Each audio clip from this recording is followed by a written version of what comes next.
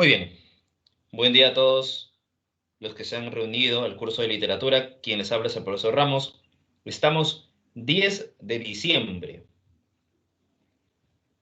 acercándonos a la Navidad, a fin de año. El tema de hoy está relacionado a tipos de narradores y tipos de personajes. Vamos a hablar entonces sobre los distintos narradores que se van a utilizar a lo largo de las propuestas narrativas.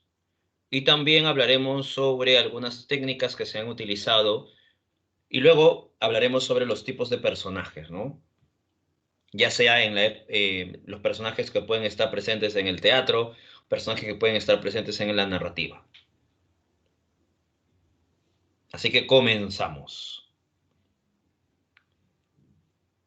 A ver,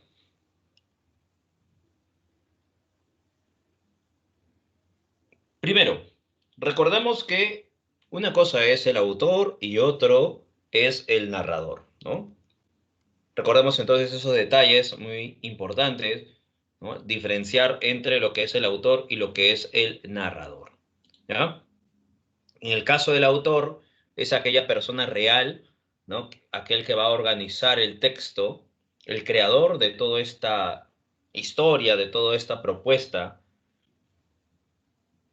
Y el narrador, más bien, es la voz ficcional que ha sido creada por el autor.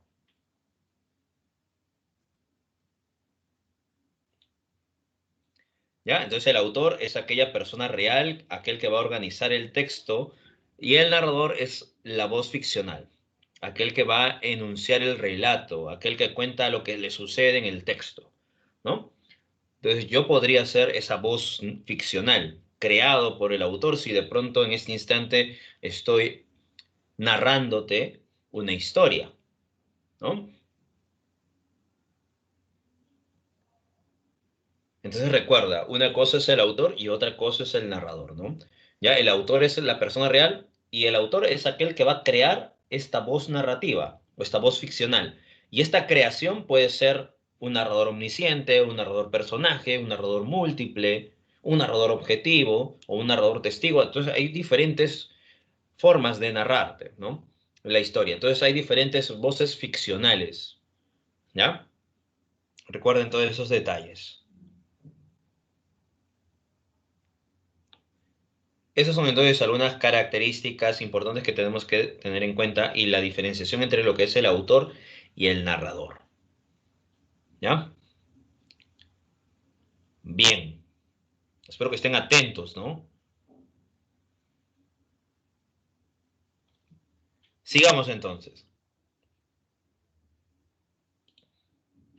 Vamos ahora con los tipos de narradores. Ya sabemos que una cosa es el autor, otra cosa es el narrador. Así que empezamos con los narradores. Tenemos los narradores que están fuera de la historia que narra y los narradores que están dentro de la historia que está narrándose. Así que tenemos tanto narrador omnisciente como también narrador personaje, como también narrador testigo. ¿Ya? Entonces recuerda esas manifestaciones. Sí, el narrador es aquello que va a crear el autor. Ujú. El narrador es creado por el autor, ¿no? Yo como autor puedo crear una voz narrativa, una voz ficcional. Esta voz ficcional puede ser un narrador omnisciente, puede ser un narrador personaje, puede ser un narrador testigo. Así que el narrador no nace por sí solo, sino va a ser creado por el autor. Entonces, uno cuando quiera escribir un cuento, una novela, tiene que buscar, o sea, crear un tipo de narrador, ¿no? Una voz narrativa. Tú vas a crear una voz narrativa. Por ello, al momento de que tú creas una historia, primero tienes que saber qué es lo que quieres escribir, ¿no? Qué tema, qué personajes, etcétera. Y luego buscar qué tipo de narrador va acorde con lo que vas a narrar, con lo que vas a contar, ¿no? Ya recuerda esos detalles, ¿no?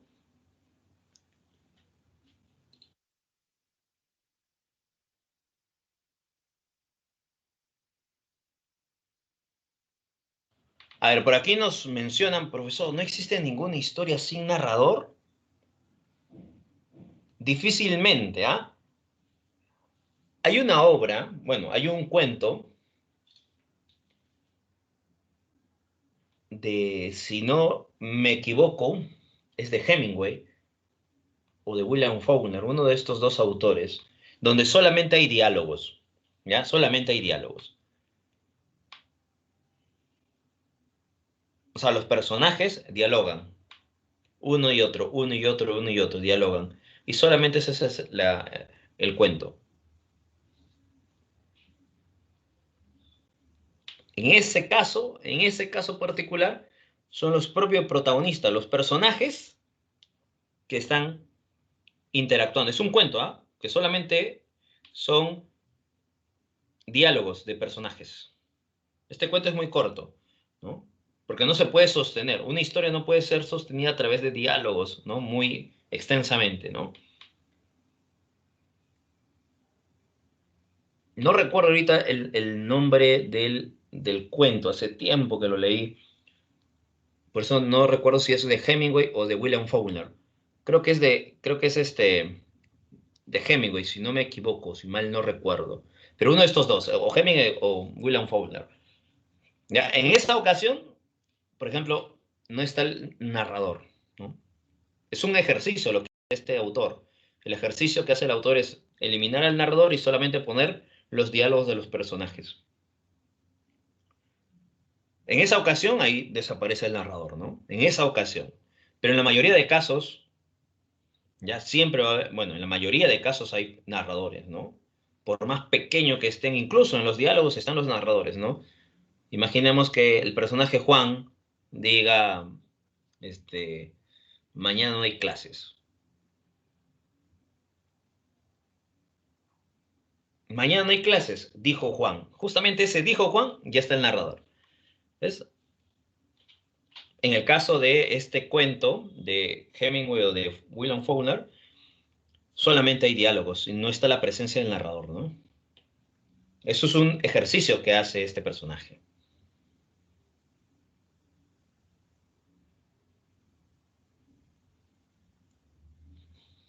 ¿Ya? Juan siempre diciendo esas palabras, ¿ves? Así que el narrador va a ser creado por el autor. Y en la mayoría de casos vamos a obtener estos tres tipos de narradores.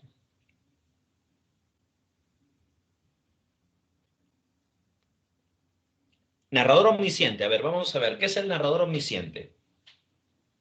Narrador omnisciente es el narrador que lo sabe todo. ¿Ya? Sabe el pasado, sabe el presente, sabe el futuro. El narrador omnisciente. Sabe lo que sientes, lo que piensas, sabe lo que ocultas, sabe todo lo que has hecho. Así que sabe todo de sus personajes. Por eso que este narrador omnisciente puede adelantarse a los hechos.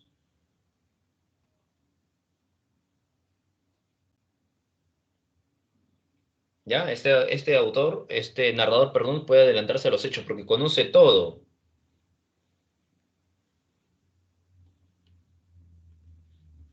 Entonces ya sabemos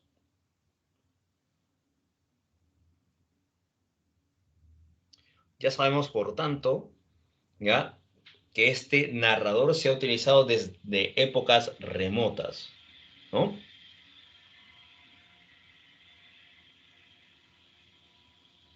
Recuerda esos detalles.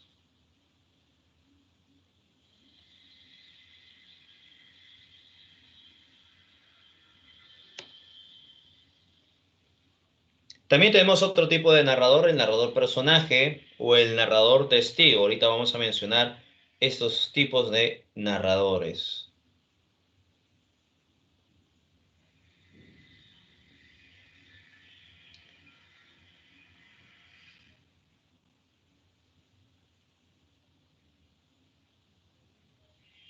No, no, en las desventuras del joven Werther también Dice, también es un narrador, no. En las cuitas de Humberter hay un narrador personaje, que es distinto, ¿no?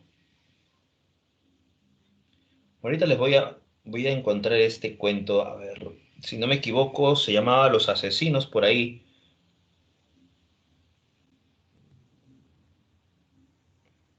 donde vamos a encontrar este tipo de narrador, o sea, la inexistencia del narrador, ¿no? En el caso del narrador omnisciente, mientras voy a recordar un poco sobre esta propuesta de Hemingway, ¿ya? A ver, un narrador omnisciente, la Ilíada.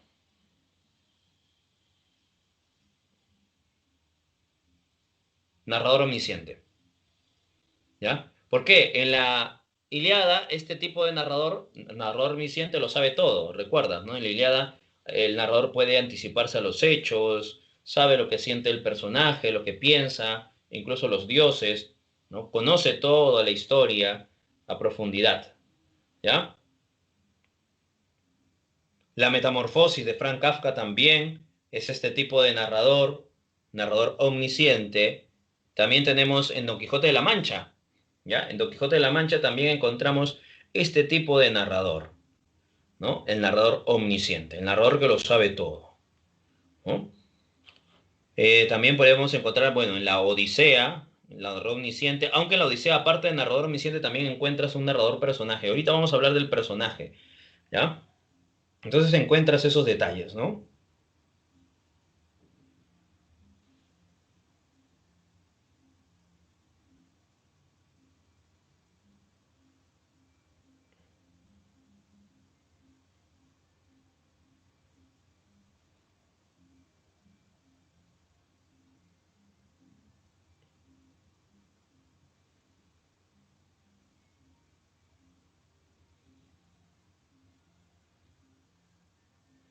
Claro, la Ilíada está el narrador omnisciente. En Cien años de soledad, efectivamente, también.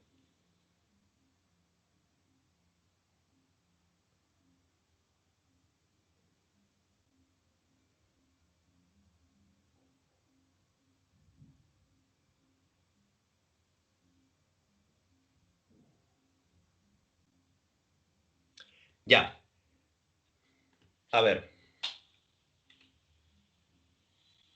Sí, en la Ilíada es omnisciente.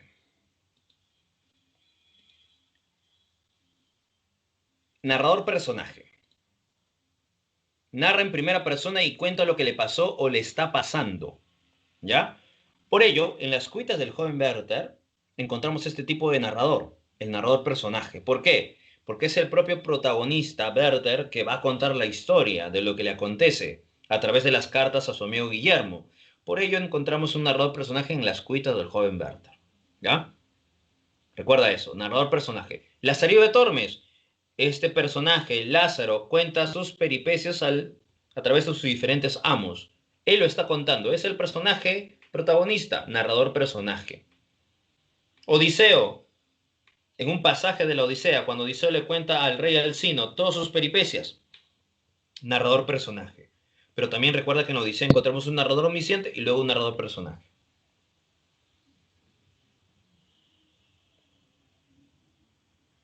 El caballero Carmelo, ¿recuerdas? En el caballero Carmelo, cómo el narrador empieza a contar sus vivencias, sus recuerdos, ¿no? Entonces tenemos este tipo de narrador, ¿ya? Sí, vamos a hablar de la metamorfosis más adelante, eso sí, no te preocupes.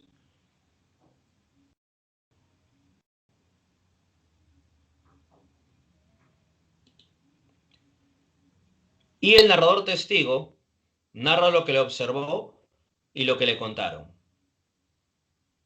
¿ya? Este narrador testigo, a diferencia del narrador personaje, no es el protagonista, ¿ya? Este narrador testigo observa, narra aquello que le está sucediendo a otro personaje, ¿no? Por eso se narra lo que observa y lo que le contaron. Narrador testigo. Ahora, entre los otros tipos de narradores está el narrador objetivo, ¿ya? Este narrador objetivo se va a desarrollar muy bien en el realismo. El narrador objetivo muchas veces va a narrar fuera de la historia, así que puede estar en este punto de heterodiegético, ¿no? Que está fuera de la historia, ¿no? Narrador objetivo. Y este narrador objetivo lo que busca es narrarte todo a cabalidad, todo con lujos de detalle sin utilizar elementos de los sentimientos o la subjetividad, ¿ya? El narrador objetivo ya busca eso. Como te decía, se está desarrollando en el realismo y va a ser también desarrollado por Mario Vargas Llosa, ¿no? El narrador objetivo, ¿ya? Y luego vamos a tener también otro tipo de narrador que va a aparecer en la época de la vanguardia. ¿Ya? En la época de la vanguardia vamos a encontrar al narrador múltiple. Eso lo va a utilizar William Faulkner, el narrador múltiple. Y este tipo de narrador múltiple, son varias voces narrativas. ¿Qué quiere decir? Que se puede combinar, ¿no? En una historia puede narrarte un personaje, de pronto otro personaje desde otra perspectiva, de pronto un narrador testigo, aparece un narrador omnisciente y va combinando, ¿no? Va alternando diferentes narradores, ¿no? Ese es el narrador múltiple, ¿no? Que empieza a estar presente en diferentes enfoques, ¿ya? Eso sería entonces en el caso de la vanguardia, ¿no? El narrador múltiple, ¿ya? Entonces, aquí encontramos diferentes tipos de narradores, ¿no? Pero los más representativos es el narrador omnisciente, personaje y testigo. Los otros sería el narrador objetivo y el narrador múltiple. No, la Odisea está dentro de una narración más bien tradicional, porque toda la obra se cuenta desde la perspectiva del narrador omnisciente, toda la obra. Va a llegar un momento, o sea, desde el plano global, va a llegar un momento solamente en que Odiseo, cuando está frente al rey Alcino, le cuenta su historia. ¿Qué quiere decir? El narrador omnisciente deja que este personaje cuente la historia. Así que el narrador omnisciente se aleja para darle voz a este narrador personaje, ¿no? En cambio, en la narración múltiple no hay una voz narrativa como el omnisciente que le da permiso a otros narradores. No, más bien en el narrador múltiple, ¿qué sucede? Que varias voces narrativas son autónomas, son autónomas.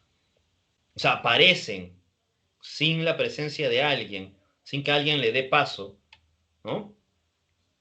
Ese es el narrador múltiple. En el caso de la Odisea, no, porque el narrador omnisciente le da paso al personaje para que cuente la historia. Entonces, el narrador personaje en la Odisea no es autónomo, ¿no? Más bien está condicionado por el narrador omnisciente. Por acá me dicen, a ver, ¿cuál sería el mejor narrador? Bueno, no hay un mejor narrador en específico, ¿ah? Porque eso depende de qué, depende de la historia que vas a contar. Todo depende de la historia que vas a contar y cómo lo cuentes.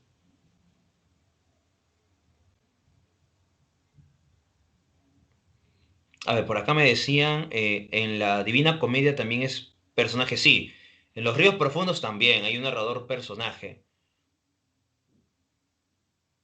Las Cuitas también un narrador personaje. La Biblia, bueno, narrador múltiple, perdón. Sí, bueno, siempre y cuando en la Biblia, ¿ya? En la Biblia son varios libros, ¿ya? De la Biblia.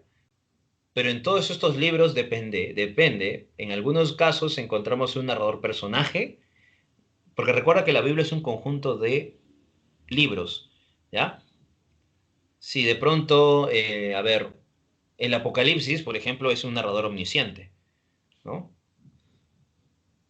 En los Salmos, si no me equivoco, a ver, en los Salmos también hay omnisciente. A ver, ¿cuál sería? Job, el libro de Job, ahí está, ¿no? Narrador personaje. Carta de los Apóstoles, también personaje. Los Ríos Profundos, personaje sí, Metamorfosis, narrador omnisciente, el Ollantay, ya. ¿Qué sucede con el Ollantay? Cualquier obra del género dramático no está presente un tipo de narrador en los géneros en el género dramático. Así que el Ollantay, como es una obra teatral, no está presente el narrador. Ya sea el Ollantay, Romeo y Julieta, eh, Ñacatita, estas obras que son parte del género dramático, no hay narradores aquí. ¿Ah? Recuerden que no hay narradores en los géneros, en el género dramático, solamente en el género épico hay narrador. Crimen y castigo, claro, un narrador. Recuerda, este tipo de narrador omnisciente, crimen y castigo, está buscando la objetividad incluso, ¿no? Los gallinazos sin plumas, narrador omnisciente. Cien de soledad, narrador omnisciente. Después nos dice, ¿por qué no hay un narrador en un relato? Narrador múltiple, ya. Ah, ya, la pregunta justamente no me queda aquí, ¿no? ¿Cuál sería el mejor narrador? Ya, justamente la respuesta era dependiendo de lo que uno quiere narrar, ¿no? Porque a veces uno quiere narrar algo y utiliza un tipo de narrador y no le funciona, ¿no? Imagínate contar la escuita del joven Werther desde un narrador testigo, ¿no? O la escuita del joven Werther desde un narrador omnisciente. Toda la historia. Quizá no tenga la misma potencia que el narrador personaje, ¿no? O la Divina Comedia desde un narrador testigo, imagínense, ¿no? No se puede, ¿no? O sea, cambiaría un poco. La Divina Comedia es narrador personaje, pues, ¿no? La peste de Albert Camus. A ver, la peste de Albert Camus. Déjame recordar. No recuerdo ahorita exactamente si es un narrador personaje o un narrador omnisciente.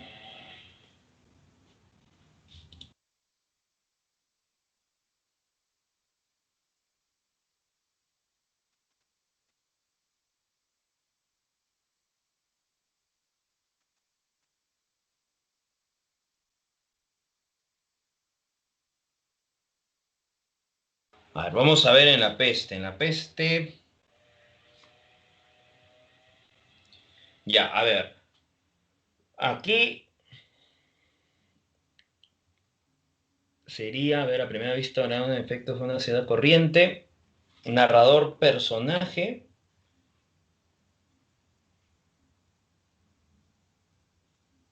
Narrador testigo sería. Ujú.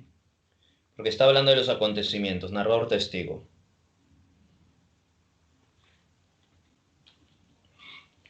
La peste de Camus. Narrador testigo. Claro, Bodas de Sangre tampoco sería o estaría presente un tipo de narrador. Y en las obras de Edgar Allan Poe, bueno, eso es también dependiendo de qué narración de Edgar Allan Poe. En algunos casos es un narrador personaje, otro es un narrador omnisciente.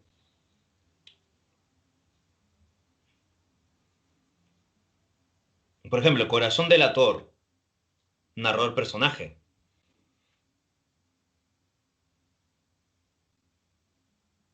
A ver, para la historia, la mejor sería el objetivo dependiendo, Manuel. Dependiendo de tu historia, dependiendo. Por eso te digo, es depende de la historia y del enfoque que le quieres dar. Narrador objetivo, Madame Bovary. El cuervo, el cuervo es un poema. Hay una voz poética en el cuervo. Es un poema de Edgar Allan Poe.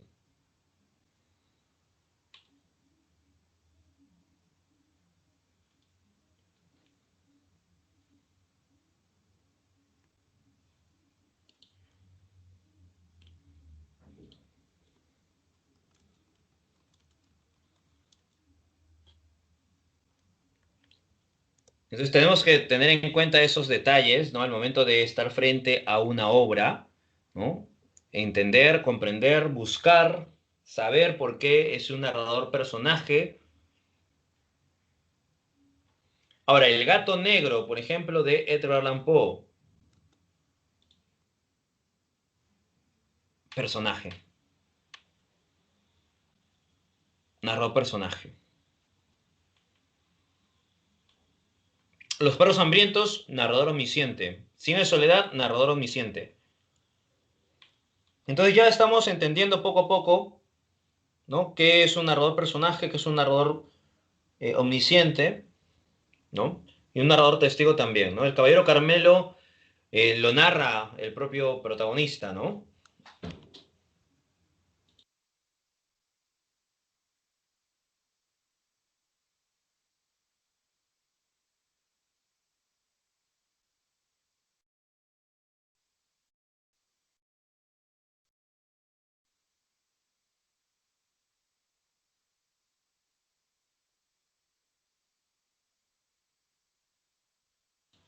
Bien, entonces ya sabemos los tipos de narradores, hemos hecho muchos ejemplos, ¿ah?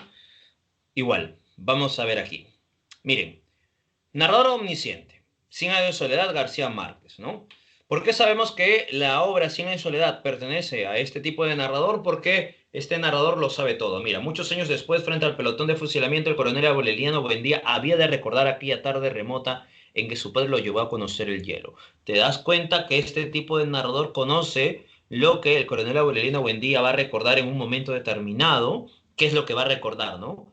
¿Ya? Y además se adelanta y también retrocede. Muchos años después se adelanta, ¿ves? Frente al pelotón de fusilamiento, el coronel había de recordar, retrocede, ¿no? Ahí te das cuenta que este tipo de narrador omnisciente conoce todo y puede jugar con los tiempos.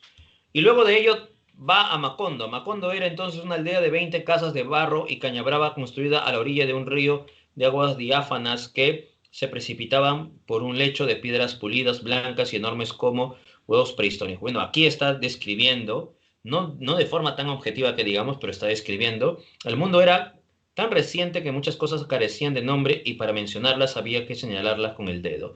Está mencionando el origen de Macondo, y estás dándote cuenta cómo este tipo de narrador conoce más de lo debido, ¿no? ¿Ya? Entonces, este sería un tipo de narrador omnisciente, ¿no? Está en un claro ejemplo.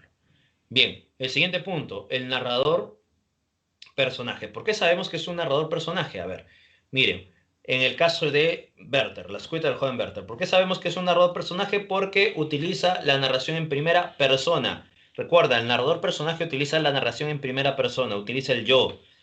Carlota no ve ni sabe que prepara ella misma un veneno mortal para los dos. Hasta aquí puede ser un narrador externo, pero cuando dice y yo apuro con fuerza la copa fatal que me ofrece, ¿qué sucede? Se está insertando en la narración que está contando, así que es un narrador personaje porque se está insertando, está hablando también de él se está incorporando en la historia que está contándonos. ¿Qué significa el aire de bondad con que a menudo me mira? Otra vez se está insertando, está utilizándose el yo. A menudo, no, algunas veces. ¿Por qué se muestra complacida al notar el efecto que su vista me provoca a pesar mío? Me provoca a pesar mío y te das cuenta el uso del yo. ¿Qué causa reconoce la compasión que revela con los ojos? Ahí te das cuenta la utilización del narrador personaje por la inserción de la primera persona. ¿Ya? Eso es entonces un narrador personaje, las cuitas del joven Werther. Y el ejemplo del narrador testigo, La inquilina del velo de Arthur Conan. Si se piensa en que Holmes permaneció ejerciendo activamente su profesión por espacio de 20 años y que durante 17 de ellos se me permitió cooperar con él y llevar el registro de sus hazañas, se comprenderá fácilmente que dispongo de una gran masa de material. Mi problema ha consistido siempre en elegir, no en descubrir. Aquí el narrador no va a contar su propia historia. El narrador va a contar la historia de otro, aunque él está presente, ¿no? Recuerda, él se va a enfocar en otro personaje. Ese es el narrador testigo. Entonces, el narrador testigo se diferencia del narrador personaje porque el narrador testigo no es el protagonista. En cambio, el narrador personaje sí es el protagonista, ¿ya? En el narrador testigo, aquí lo que va a contar son las aventuras de este gran detective, Sherlock, ¿no? Y este personaje es Watson. Watson va a contar las grandes aventuras de Sherlock. Entonces es un narrador testigo porque va a testificar, va a observar y va a contarnos lo que le va a suceder a ambos, pero centrándose más en él, en este personaje, ¿ya? Ese es un narrador testigo. Bien.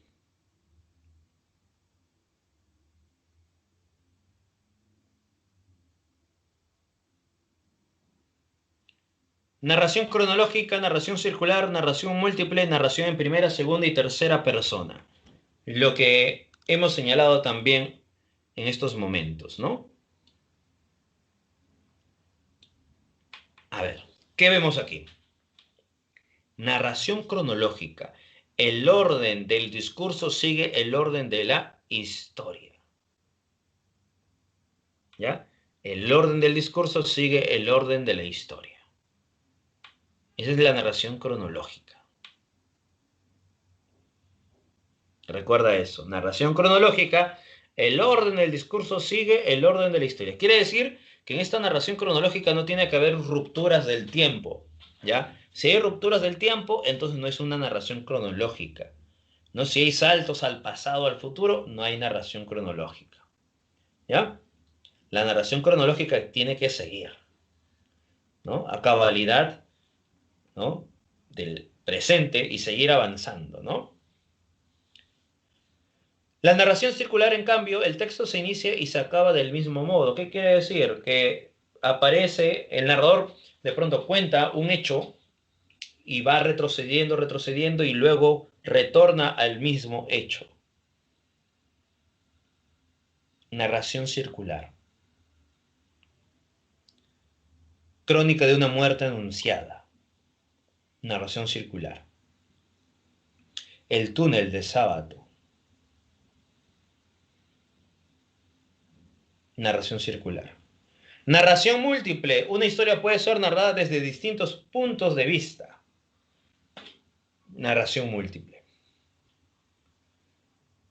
Ya recuerda esos detalles.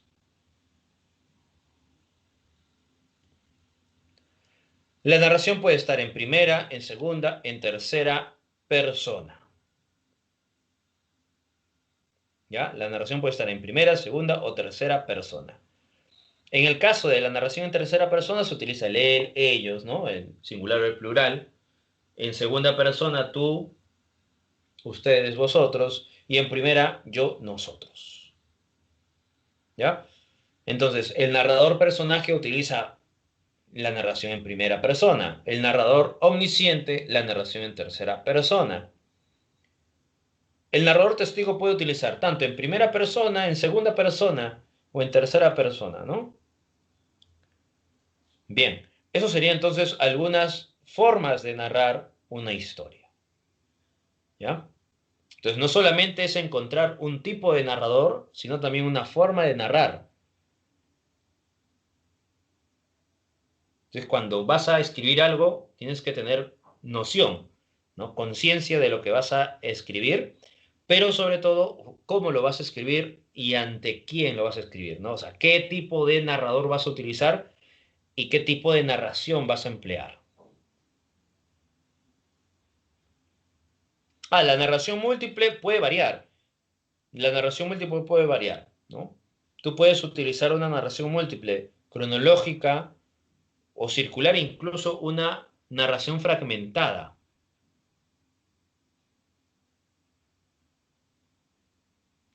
¿Ya? Una narración fragmentada. También se puede utilizar de esta forma.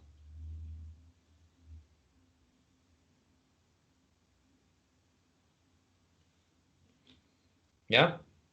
Recuerda entonces esos detalles.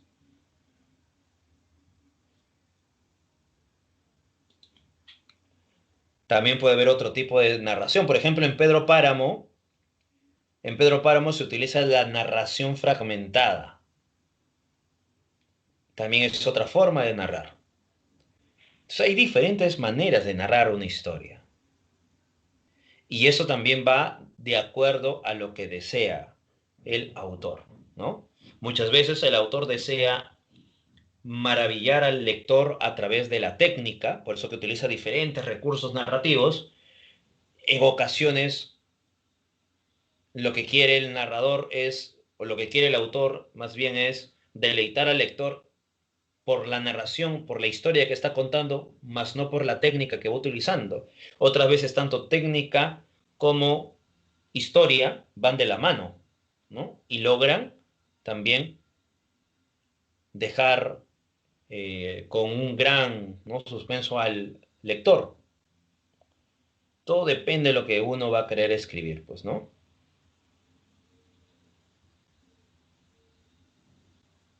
Imagínate Pedro Páramo contado desde un narrador omnisciente, completamente omnisciente. Dejarías de tener mucha importancia, ¿no? O de pronto caería un poco la historia.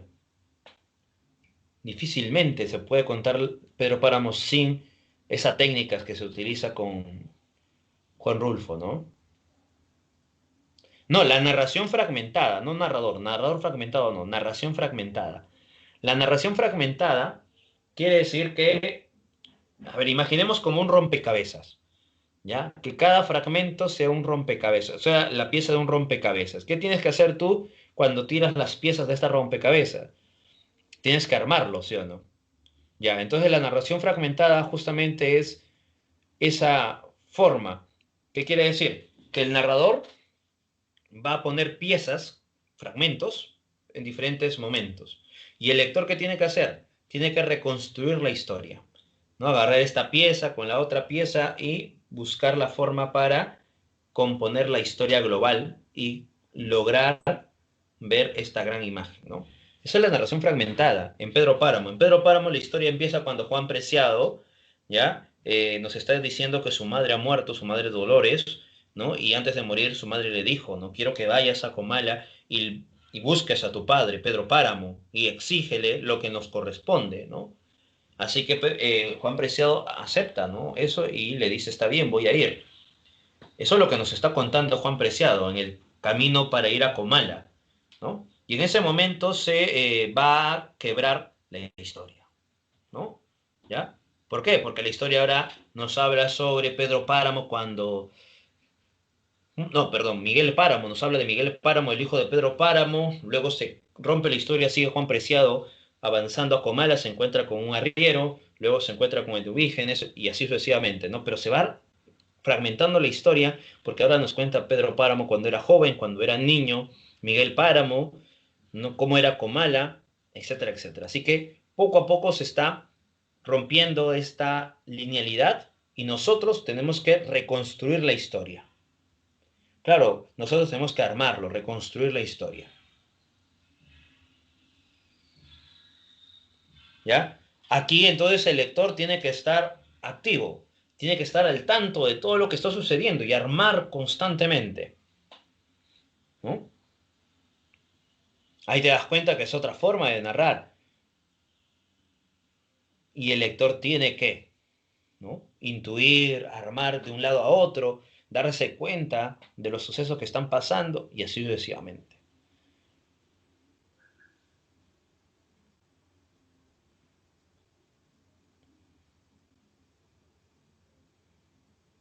No, Cien años de soledad, narración circular también.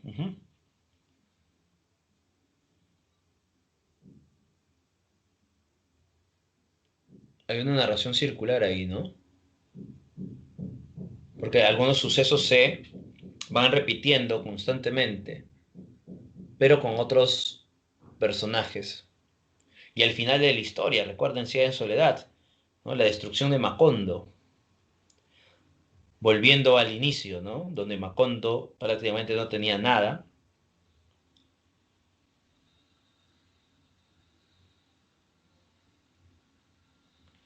Bien, ya tenemos entonces estos ejemplos de tipos de narradores, tipo de narración, ¿no? Y esto de aquí, ¿recuerdas, no? Para diferenciar las voces narrativas, ¿no? En primera, en segunda o en tercera persona.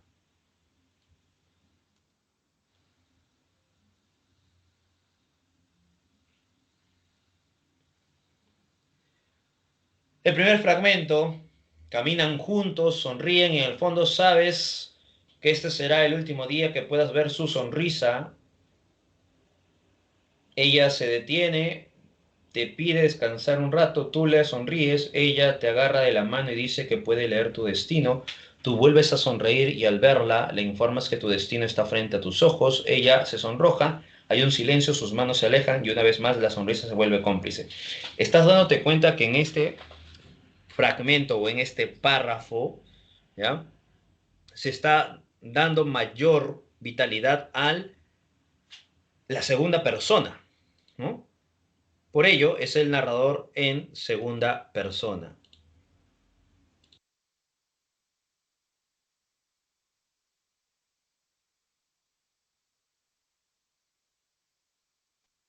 Entonces encontramos aquí la narración en segunda persona.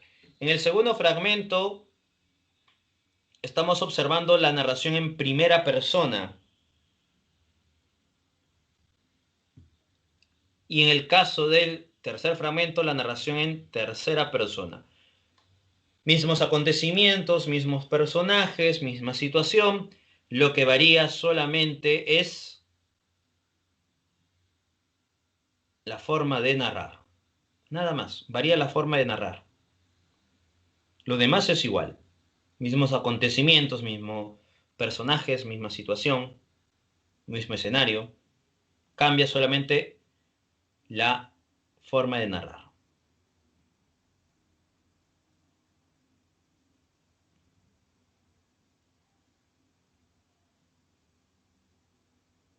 ¿Ya? Entonces recuerda esos detalles, ¿no? Recuerda estos puntos esenciales dentro de la obra.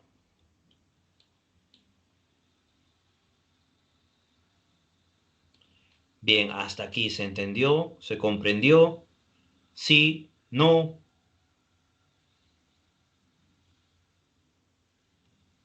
¿Se entendió?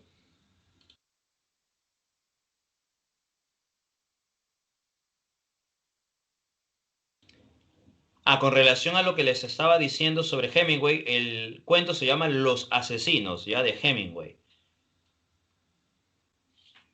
Ya, Los Asesinos de Hemingway. Es un cuento, sí está la presencia del narrador, ya, solamente que está muy poco, muy poco, muy... El narrador prácticamente desaparece, ¿no? En su totalidad. No, no tanto, pero sí está presente. ¿Ya? Los Asesinos de Hemingway. Sí está el narrador. Yo estaba recordando que no lo tenía el narrador, pero sí, justamente ahorita estoy viendo el fragmento de los asesinos y sí está el narrador, ¿no? Pero cuando tú lo lees ahí te vas a dar cuenta que el narrador prácticamente no tiene tanta relevancia.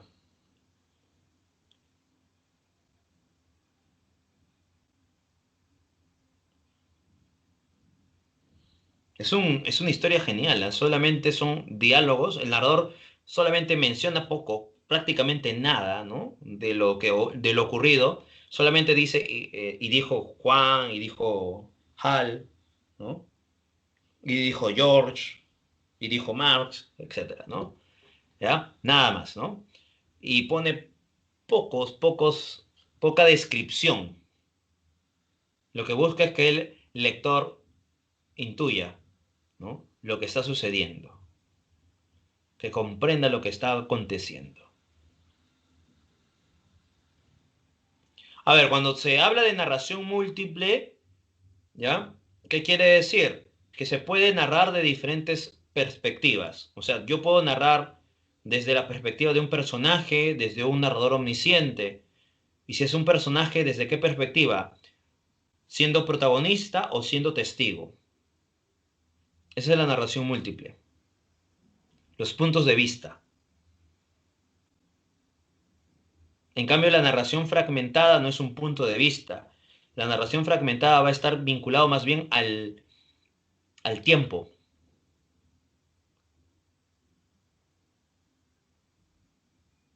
porque juega con el presente, pasado y futuro. Ujú. En cambio, la narración múltiple con el punto de vista del narrador, ¿no? Si es personaje, omnisciente, etc. Ujú. Por eso que la narración fragmentada está vinculada más bien al tiempo, ¿no? Porque construyes la historia, desde el plano temporal, la fragmentada, y la narración múltiple desde la perspectiva de los narradores, ¿no? La voz. Ujú. Por eso es interesante, recuerda, ya es interesante este tipo de formas, ¿no? Por eso cuando tú lees una historia, tú tienes que darte cuenta cómo se está construyendo la historia, bajo qué elementos, qué tipo de narración, qué tipo de tiempo se está utilizando, el espacio, ¿no? Y todo eso es un trabajo enorme del narrador, ¿no? En este caso del autor que va a crear toda esta historia. Y tiene que ser una historia que tenga sentido, una historia que sea coherente, que tenga cohesión, ¿no? Y que no caiga en contradicción. Entonces, imagínate crear un mundo, ¿no? Y que tenga sentido. Imagínate todo el esfuerzo que hace el autor para crear una historia, ¿no? Tiene que leer una y otra vez, ¿no? Ver si de pronto contradice lo que le había dicho al inicio, si el personaje es o no es un personaje que vale la pena seguir utilizándolo, etcétera, etcétera, ¿no? Entonces, esto es un gran trabajo, ¿no?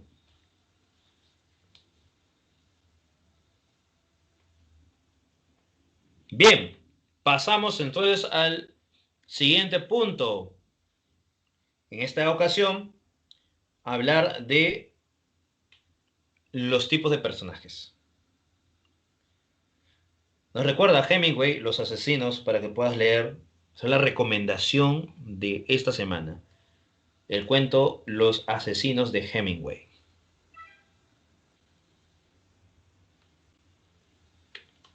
Bien, sigamos entonces. Tipos de personajes. Aquí, en tipos de personajes, sí podemos hablar de algunas obras teatrales. ¿Ya? Aquí sí. Aquí sí ya vamos a hablar de obras teatrales, de obras narrativas, ¿no? En el anterior, cuando hablamos de tipos de narradores, no podíamos hablar de tipos de obras dramáticas, porque en las obras dramáticas no habían narradores.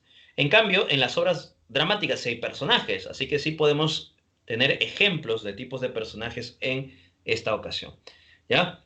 A ver, personajes. Según el grado de relevancia o importancia de su papel, están principales, secundarios, incidentales. Ahorita vamos a ver cuál es la diferencia de cada uno de ellos. Según su complejidad en el desarrollo del acontecer, complejos o simples. Y según sufran transformaciones o no, dinámicos y estáticos. Así que tenemos esa clasificación, estos tipos de personajes. Vamos con el primer punto, ¿ya? Los narradores, perdón, los personajes según el grado de relevancia e importancia en el relato. ¿Ya? Aquí tenemos principales, secundarios e incidentales. Ahora bien, ¿cuáles son los principales, secundarios e incidentales? Vamos a poner todos ellos, ¿ya? Para que lo puedas visualizar mejor. A ver, los personajes, ¿ya? Principales son aquellos que la historia va a ser organizada a través de estos personajes. Se organiza el acontecimiento a través de estos personajes. Y estos personajes van a tener un rol muy importante en la historia, un rol fundamental. Esos son los personajes principales. La historia gira en torno a ellos. Por eso dice, organiza acontecimientos. Gracias a este personaje, el narrador va a organizar estos acontecimientos en torno a este personaje, ¿no? Y este personaje va a tener un rol fundamental en la historia, ¿ya? Ahora tú digas, profesor, en una obra necesariamente el narrador principal, perdón, el personaje principal tiene que aparecer, ¿sí o no? Normalmente sí, ¿ya? Normalmente sí. Pero hay otras obras, en el caso de la obra teatral, donde el personaje principal no aparece. No está el personaje principal. Y eso, por ejemplo, es Esperando a Godot, de Beckett. Becker no, Beckett, ¿ya? Esperando a Godot. Es una obra teatral, el teatro del absurdo. Esperando a Godot, donde los personajes, son dos de ellos, esperan la llegada de Godot constantemente y Godot no llega, no aparece. Aparecen otros personajes, pero Godot no aparece. Eso es un ejemplo, por ejemplo, ¿ya? Es un ejemplo sobre la presencia de Estela. No, esperando a Godot. Bulldog no, Godot, ¿ya? Godot.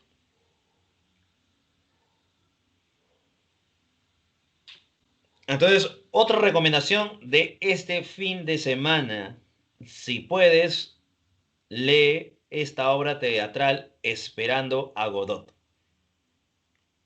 Es una obra teatral vinculada a la temática del absurdo.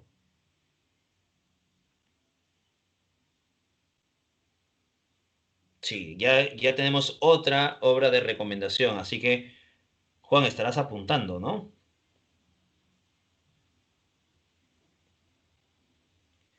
Ya tienes una lista de 200 obras. Ahí está, Josué, muy bien. Esperando a Godot.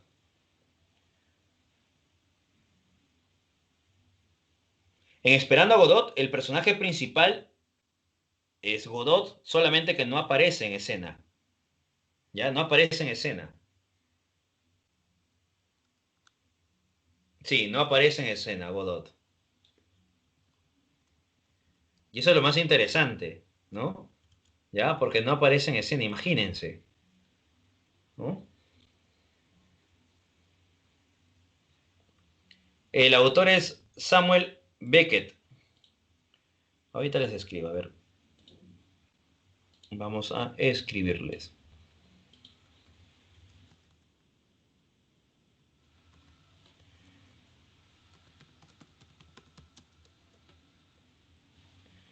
Ahí está.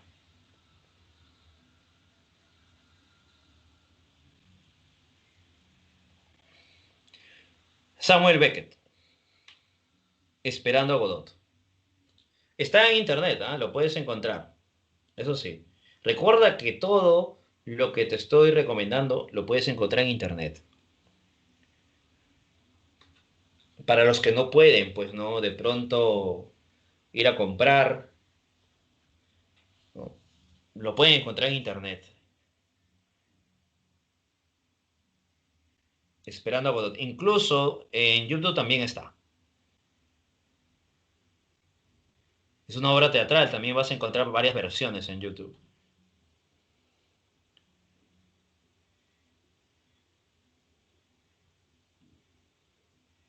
Claro, Ángel, sí, sí, sí, le puedes conseguir en PDF normal. Ujú. ¿De qué trata? Bueno, a ver, es una obra del absurdo, ¿no? Esos dos personajes que esperan constantemente a este llamado Godot, ¿no? Porque Godot va a lograr entregarle algo, van a lograr cambiar sus vidas, ¿no? Alguna intención. Esta obra va a estar dividida aproximadamente en dos actos. Ya hay dos vagabundos. Uno de ellos es Vladimir y el otro Estragón. Son los personajes. Y ambos van a estar conversando respecto a la presencia de Godot. Ojalá que venga y van a empezar a hablar incoherencias en algunos momentos, ¿no? Así que Vladimir, llamado Didi, Estragón, llamado Gogó, esperan constantemente. Aparece otro personaje.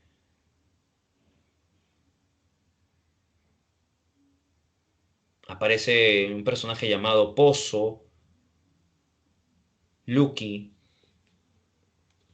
Y va a haber diferentes escenas entre cómicas, absurdas, irreverentes. No parece que tuviese sentido en algún momento, ¿ah? Y constante a estar presente, ¿no? Y es interesante esta propuesta de Samuel Beckett, porque lleva al teatro a una concepción del absurdo, porque en un momento determinado los personajes que esperan constantemente a Godot, ¿no? Van a realizar diferentes actos y porque se recuerda, son dos actos, ¿no? En el segundo acto, estos mismos personajes que habían aparecido como Pozo, Lucky, ¿no? Van a reaparecer, pero desde otra forma, ¿no? Por ejemplo, Pozo va a aparecer ya estando ciego, ¿no? Cuando antes sí podía ver. Y va a tener muchos elementos simbólicos. Difícilmente se puede resumir esperando a Godot. Es un teatro del absurdo, pero es un teatro muy interesante.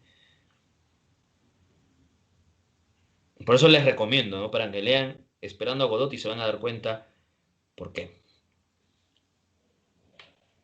A través del absurdo, imagínate, a través del absurdo, cómo de pronto se puede llegar a una conclusión.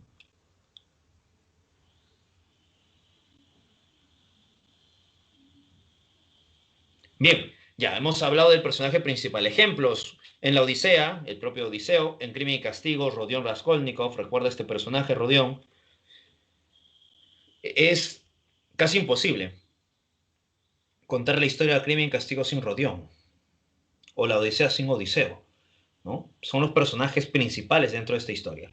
En personajes secundarios podemos encontrar a Telémaco, a Yocasta, Telémaco en la Odisea, Yocasta en Edipo Rey. Los personajes secundarios desempeñan un rol relevante sin alcanzar un rol fundamental, ¿ya? Así que son personajes secundarios, ¿no? Ayudan, acompañan al personaje principal, pero no son tan relevantes, perdón, no son fundamentales, ¿no?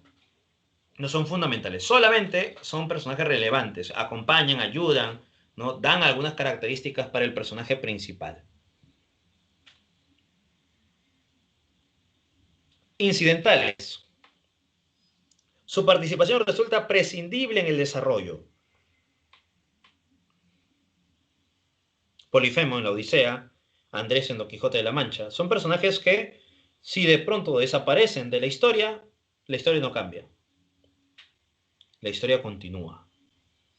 Son personajes incidentales. ¿Ya? Bien, ya tenemos entonces este tipo de personajes. Vamos al siguiente. Los personajes por su nivel de complejidad, simples y complejos. Los personajes simples son aquellos personajes que van a ser definidos con muy pocos rasgos, ¿no? El narrador no decide, o el dramaturgo no decide darle mayor rasgos a estos personajes, como por ejemplo Ñacatita, la vieja chismosa, la alcahueta, nada más. Solamente tiene esos rasgos simples, arquetípicos, ¿no? Creonte en Edipo Rey. En cambio, los complejos presentan multiplicidad de aristas o facetas, diferentes, ya, facetas, diferentes aristas, ¿no? Rodión, Odiseo. ¿Qué quiere decir? Que el narrador o el autor de una obra teatral lo que hace es poner al personaje en diferentes situaciones y estos personajes van a realizar los actos, ¿no? Realizar estas acciones para salir airosos, ¿no? En Odiseo, por ejemplo, se presenta a un Odiseo estratega, un Odiseo padre de familia, rey. Recuerda que Odiseo quiere volver a su patria para encontrarse con su familia. Odiseo, al momento de llegar a Ítaca, quiere liberar a su reino de los invasores, que son los pretendientes. Es un estratega porque quiere ayudar a su ejército, ¿no? Entonces encontramos en la Odisea a este personaje Odiseo que va cambiando diferentes personajes, ¿no? ¿Ya? Rodeón, en cambio, es un personaje también complejo, ¿no? Lo vamos a encontrar así en Crimen y Castigo. Por ejemplo, Juan nos menciona, a ver, un personaje simple sería Krillin y un personaje complejo sería Freezer. ¿Ya? Podría ser, claro. Ujú. Sí, pero dependiendo en qué temporada de Dragon Ball, ¿ah?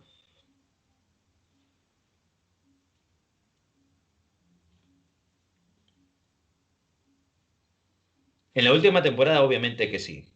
Krillin se convierte en un personaje simple y Freezer se convierte en un personaje complejo.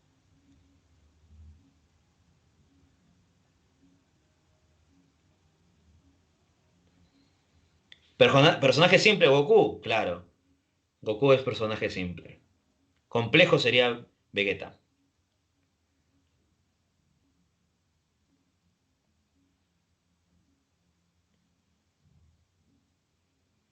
Es más, vamos con el siguiente punto para que podamos entender esto, ¿no?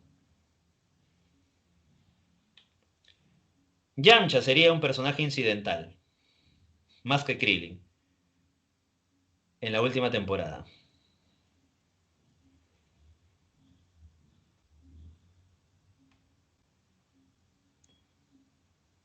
Krillin sería un personaje secundario. Yamcha es un personaje incidental.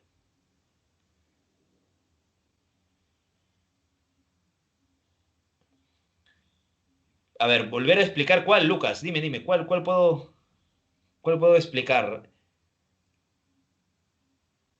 A ver, ya retrocedemos, mira. En personajes principales, secundarios e incidentales. El principal gira en torno a qué? A la historia, ¿no? Por ejemplo, si hablamos de Dragon Ball, personaje principal, Goku, ¿no?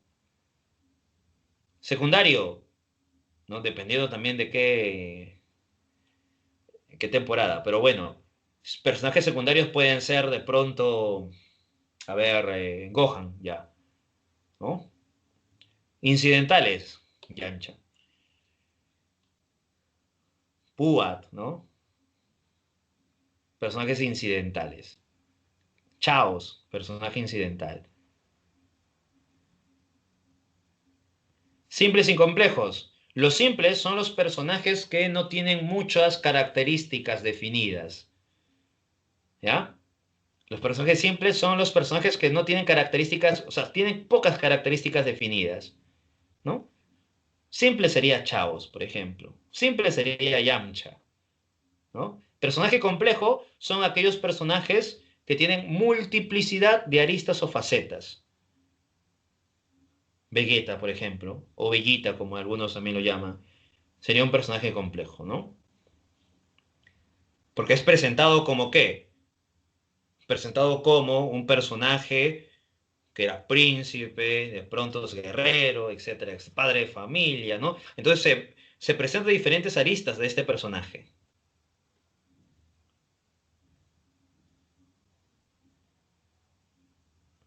¿ya? Personajes complejos porque se habla de diferentes aristas de los personajes, ¿no?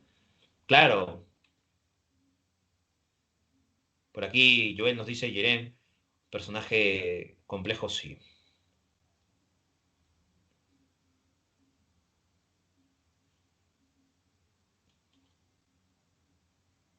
Vamos al siguiente punto porque falta uno más. Entonces, en el caso de personajes complejos, encontramos a Rodión. ¿Por qué Rodión? Porque Rodión es un personaje que se está narrando. Uno, es un estudiante de Derecho, Rodión Raskolnikov. Luego va a ser un asesino, imagínate, ¿no? Va a matar a la usurera y va a matar también a la hermana de la usurera. Pero Rodión también va a ser una persona que en un momento se compadece de los demás. Marmelado ha muerto, Rodión, ¿qué hace? Paga, ¿no? El entierro o da dinero a Sonia para que la familia pueda enterrar a este personaje, ¿no? Entonces es un personaje complejo porque tiene diferentes aristas, o sea, se describe a Rodión de diferentes formas, maneras, ¿no? Diferentes momentos.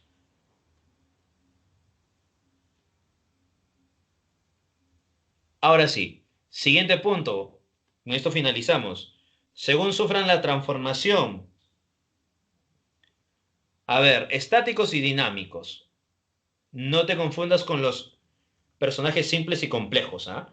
Aquí hay otra definición, estáticos y dinámicos. Los estáticos son los que no van a sufrir ninguna transformación significativa en la historia, ¿ya? Son los personajes que de principio a fin tienen las mismas cualidades o los mismos pensamientos respecto al mundo al que representan, ¿no? O sea, tienen el mismo plano psicológico, ¿ya?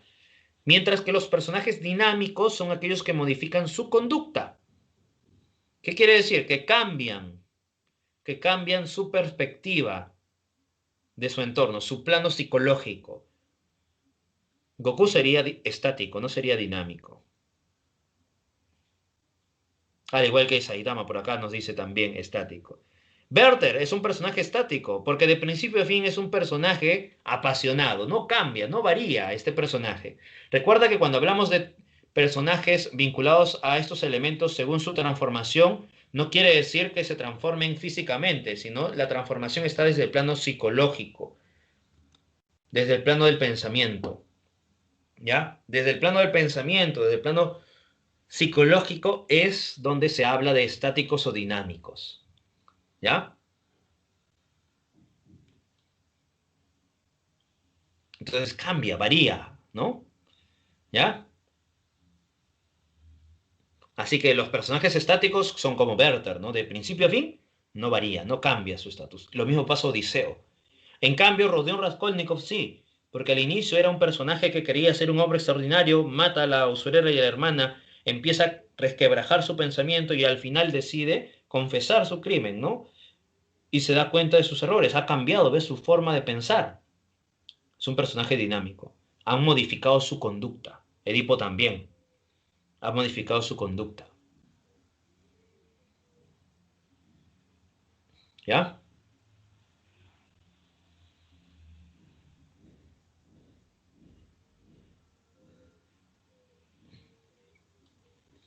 Eso sería entonces estáticos y dinámicos.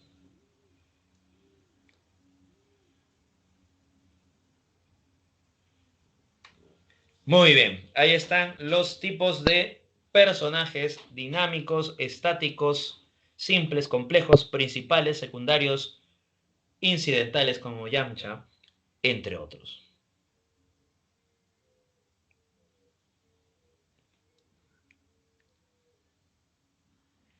A ver, estos puntos para finalizar para que puedan ir a dar su examen. A ver, el in medias res quiere decir que es la historia que se cuenta en medio de los acontecimientos. ¿Ya? El raconto, el recuerdo. Cuando un personaje recuerda, cuando va al pasado, va recordando su pasado, ese es raconto. Flashback, un salto al pasado, o también llamado analepsis. Lo contrario es la prolepsis, un salto al futuro. El soliloquio. ¿Qué quiere decir soliloquio?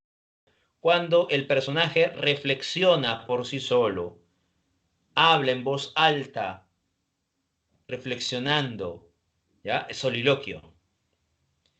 El monólogo interior, el fluir de la conciencia. Cuando el narrador busca introducirse en el pensamiento del personaje y nosotros como lectores vamos a saber lo que siente, lo que piensa el personaje. Por tanto, en el monólogo interior, como es el fluir de la conciencia, hay cuestiones ilógicas, ¿no? No hay coherencia, porque aparece una idea, aparece otra y otra y otra y otra, muchas veces sin signos de puntuación.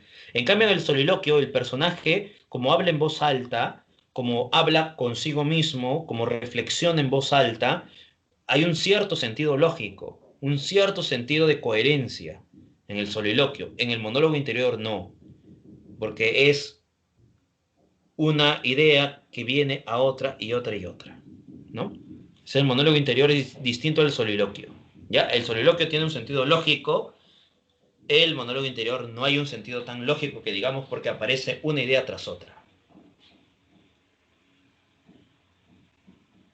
Y media res, exacto, Chasca, cuando una narración empieza en medio de los acontecimientos. La prolepsis quiere decir cuando hay un salto al futuro. Prolepsis, salto al futuro. Analepsis, salto al pasado.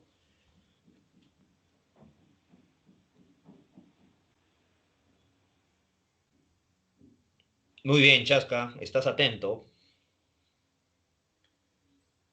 Ahora sí, ya hemos mencionado entonces algunos recursos que se va a utilizar en la narración.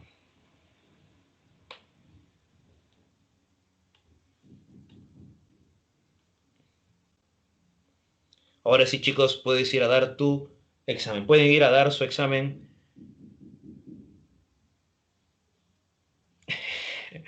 Muy bien, Emanuel. Y media res, en medio de los acontecimientos, reconto, el recuerdo, flashback o analepsis, salto al pasado, prolepsis, salto al futuro, soliloquio, hablar en voz alta, reflexionar, cuando el personaje reflexiona y habla consigo mismo, hay un sentido lógico, monólogo interior, fluir de la conciencia, sin un elemento lógico. Ahí está, ya está la repetición. Ahora sí, pueden ir a dar su examen.